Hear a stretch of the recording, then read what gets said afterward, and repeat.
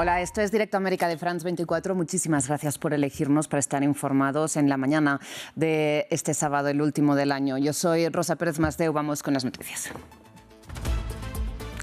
Tregua entre Tailandia y Camboya. Los ministros de defensa de ambos países acordaron un cese el fuego inmediato esta noche, después de 20 días de enfrentamientos que causaron más de 100 muertos y cerca de 1 millón de desplazados. Rusia ataca a Kiev con 500 drones y 40 misiles, según denunció el presidente ucraniano. El nuevo ataque causó una muerte en la capital y dejó decenas de hogares sin electricidad, solo horas antes de que Volodymyr Zelensky viaje a Florida para reunirse con Donald Trump. En Argentina, por primera vez desde que Javier Milei llegó al poder, el oficialismo de La Libertad Avanza consiguió este viernes que el Parlamento aprobara su presupuesto para 2026 después de alcanzar la mayoría en las elecciones legislativas de octubre.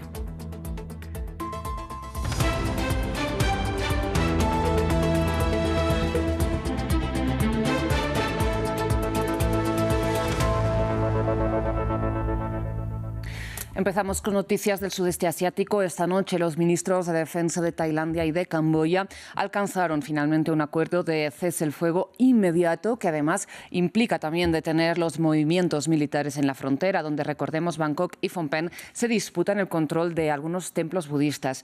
Bien, los jefes de la diplomacia, además de ambos países, se reunirán mañana domingo con su homólogo chino en Beijing, después de que hace 20 días rompieran la tregua mediada por el presidente estadounidense Donald Trump a finales de octubre. Para formalizar su tregua, los dos ministros de defensa de Tailandia y Camboya intercambiaron personalmente el acuerdo de alto el fuego. La declaración conjunta estipula un cese inmediato de las hostilidades. Lo más importante es que ambas partes mantendrán sus posiciones militares actuales, sin nuevos movimientos militares ni refuerzos, ni nuevos ataques ni provocaciones. Las autoridades tailandesas también deben liberar a 18 soldados camboyanos en un plazo de 3 días. Ambos reinos se acusan mutuamente de estar detrás de la reanudación de los combates a principios de diciembre, 6 meses después de la última escalada mortífera en julio. Camboya y Tailandia llevan décadas de desacuerdo sobre la demarcación de su frontera compartida de 800 kilómetros. Su demarcación se decidió durante el periodo colonial francés, a principios del siglo XX. En las últimas 3 semanas, alrededor de 100 personas murieron en ambos lados. El alto del fuego permitirá a los aldeanos que fueron evacuados de sus hogares a lo largo de la frontera regresar a sus hogares y reanudar sus actividades. Alrededor de 1 millón de personas han sido desplazadas. 2 cuestiones siguen sin resolverse y, como siempre, amenazan la sostenibilidad del alto el fuego, la demarcación precisa de la frontera y la soberanía sobre varios antiguos templos fronterizos. Cambiamos a noticias de la guerra en Ucrania. Esta noche Rusia mató al menos a una persona en Kiev con un ataque con más de 500 drones y 40 misiles contra la capital, según precisó Volodymyr Zelensky, que añadió además que esta es la reacción de Moscú ante la perspectiva de su encuentro con Donald Trump este domingo en Florida. Samuel Salgado Castro tiene los detalles. Rusia intensificó su ofensiva contra Ucrania durante la noche del viernes y la madrugada del sábado, lanzando cerca de 500 drones y 40 misiles, principalmente contra la capital, Kiev, y su infraestructura energética, según las autoridades ucranianas, dejando cientos de miles de hogares sin electricidad ni calefacción, con temperaturas bajo cero. El presidente Zelensky calificó el bombardeo como la respuesta de Rusia a los esfuerzos de paz impulsados por Washington. Esta es la verdadera actitud de Putin y su círculo íntimo. No quieren poner fin a la guerra y buscan aprovechar cualquier oportunidad para causar aún más sufrimiento a Ucrania y aumentar la presión sobre otros países del mundo. Esto significa que la presión en respuesta sigue siendo insuficiente. Si Rusia convierte incluso la Navidad y el Año Nuevo en una época de casas destruidas, apartamentos incendiados y centrales eléctricas en ruinas, esta actividad enfermiza solo podrá responderse con medidas realmente contundentes. Estados Unidos tiene esta capacidad, Europa tiene esta capacidad, muchos de nuestros socios la tienen, la clave es utilizarla. Este ataque ocurre en vísperas de la reunión clave entre Zelensky y Trump en Florida, donde discutirán un borrador de plan de paz de 20 puntos, que según Kiev está completo en un 90%. El principal obstáculo, el control territorial de territorios invadidos por Rusia, especialmente en Donetsk y de la planta nuclear de Zaporizhia. Ucrania propone congelar las líneas actuales o crear zonas económicas desmilitarizadas. Vamos ahora a Cisjordania ocupada, donde con toque de queda, bloqueos de carretera, detenciones e interrogatorios, el ejército de Israel ejecuta una redada contra la ciudad de Kabatilla, de donde provenía el agresor que mató a 2 israelíes este viernes en un atropello y un apuñalamiento. Bien, el ministro de Defensa israelí ha dado la orden a sus tropas de actuar con contundencia contra esta ciudad palestina como represalia por ser el lugar de origen del atacante que resultó herido en el lugar de los hechos por los disparos de un civil armado.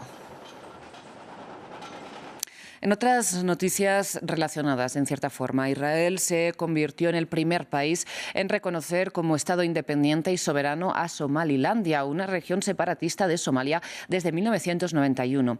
Esta decisión de Israel generó rechazo en África, en el mundo árabe y más allá, puesto que llega tras conocerse el proyecto del gobierno israelí de Benjamin Netanyahu de enviar allí de manera forzada a los palestinos de la Franja de Gaza. Somalilandia recibe su primer reconocimiento como país independiente. Israel dio el apoyo a la soberanía de esta región separatista del norte de Somalia, una decisión que fue comunicada por el primer ministro israelí Benjamin Netanyahu, mediante una llamada con la autoridad somalilandesa. Creo que esta será una gran oportunidad para ampliar nuestra colaboración. Tenemos la intención de colaborar con ustedes en los ámbitos económicos, agrícola y de desarrollo social. Esperamos poder ayudarles en todo lo que podamos y creemos firmemente en esta amistad.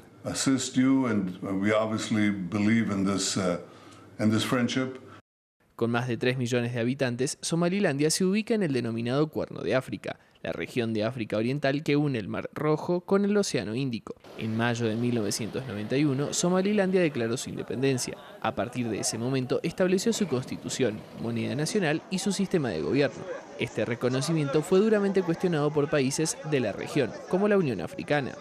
Cualquier intento de socavar la unidad, la soberanía y la integridad territorial de Somalia contraviene los principios fundamentales de la Unión Africana y podría sentar un precedente peligroso con profundas consecuencias para la paz y estabilidad de todo el continente. Y la Liga de Países Árabes también rechazó la decisión de Israel. Esta medida de una potencia ocupante que comete a diario graves violaciones contra el pueblo palestino y los países palestinos vecinos e ignora las resoluciones de legitimidad internacional es un ataque israelí a la soberanía de un Estado árabe y africano. Según la agencia EFE, el reconocimiento llega tras varias visitas secretas de altos funcionarios israelíes a Somalilandia, y la agencia AP dijo que Estados Unidos e Israel habrían estado en contacto desde inicios de 2025 con las autoridades de esta región, con el objetivo de enviar allí a los palestinos expulsados forzosamente de la Franja de Gaza, algo que no se materializó, al menos de momento. Cambiamos de tema, vamos a Argentina, donde gracias a la mayoría que obtuvo en las elecciones legislativas del pasado octubre, este viernes, por primera vez desde que Javier Milei llegó a la Casa Rosada, el Parlamento argentino aprobó un proyecto de presupuestos diseñado por el oficialismo, que hasta ahora solo había prorrogado los presupuestos existentes sin ajustarlos tampoco a la inflación. Esta nueva ley de finanzas se basa en una perspectiva de crecimiento del 5% del PIB en 2026.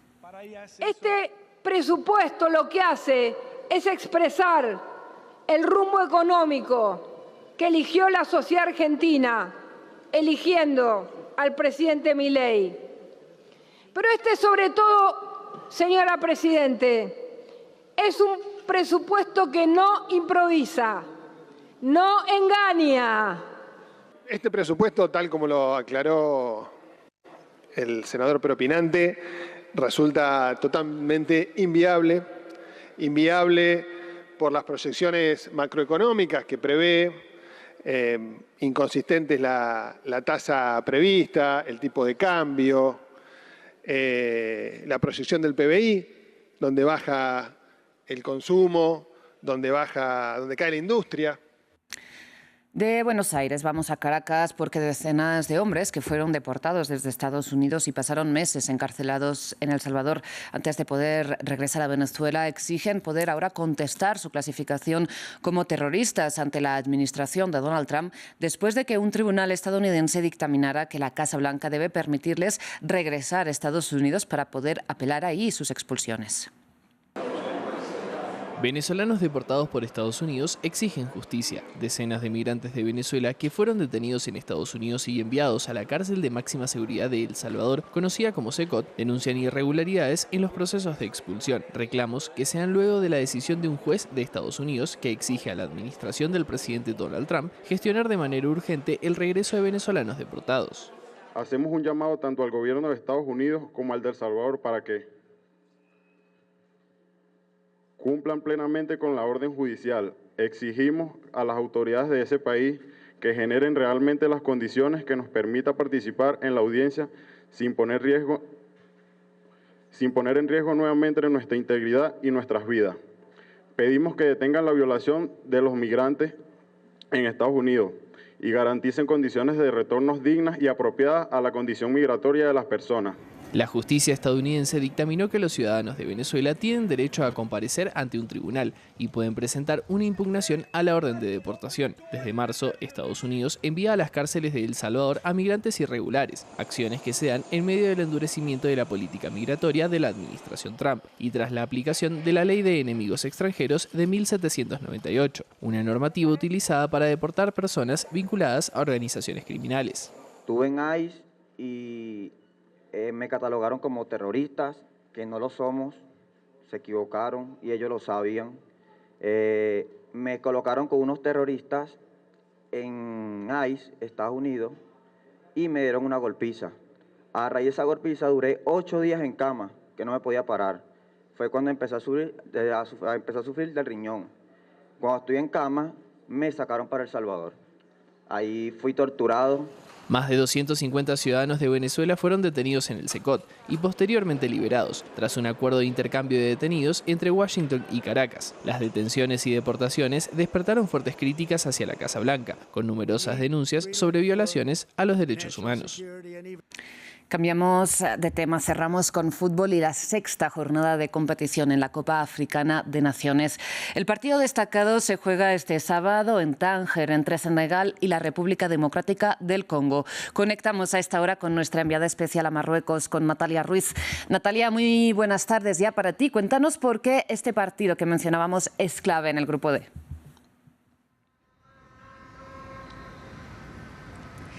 Este es uno de los cruces más esperados de esta fase de grupos, el cruce entre Senegal y la República Democrática del Congo, dos equipos que van a jugarse hoy su pase a los octavos de final y también el liderato de ese grupo D.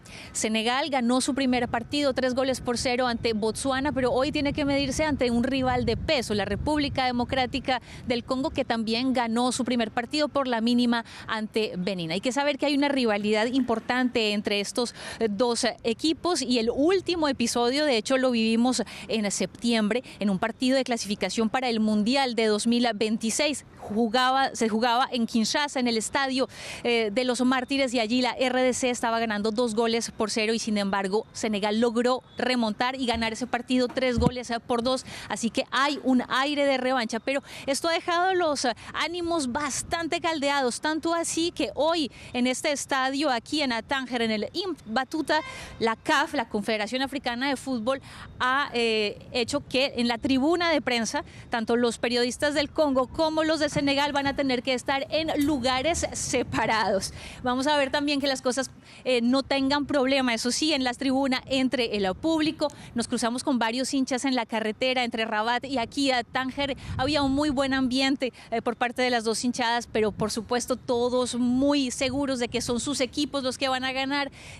Los hinchas de la RDC consideran que es Chancel Mbemba, un semidios. Él es el capitán del equipo, el que va a marcar el gol, el que va a dar la victoria a los leopardos, mientras que por supuesto muchos dicen es Sadio Mané, el hombre clave de Senegal que va a dar la victoria y que va a dar esos 3 puntos para ya sumar 6 y pasar a los octavos de final. Esperamos entonces un gran partido aquí en Tánger, en este estadio que además tiene una capacidad para 75.000 personas. Es el estadio que más capacidad tiene en esta competición.